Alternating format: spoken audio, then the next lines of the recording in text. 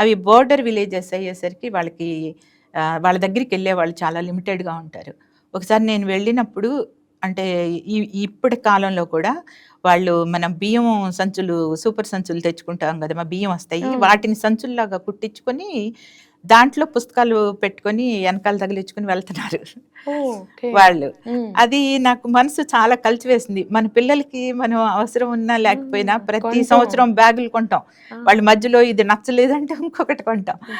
వాళ్ళు ఈ రోజుల్లో కూడా ఇలా వేసుకెళ్తున్నారా ఏంటి అని చెప్పి నేను ఆ స్కూల్‌కెళ్ళానమ్మా. ఓకే. వెళ్తే అక్కడ బెంచెస్ కూడా లేవు. బ్యాగ్స్ లేవు. అసలు ఏమి ఫెసిలిటీస్ లేవు. ఎంతమంది పిల్లలున్నారంటే 40 మెంబర్స్ ఉన్నారన్నారు. సో, నేనప్పుడు అది అడాప్ట్ చేసుకున్నట్టే లీగల్‌గా అట్లా కాదు.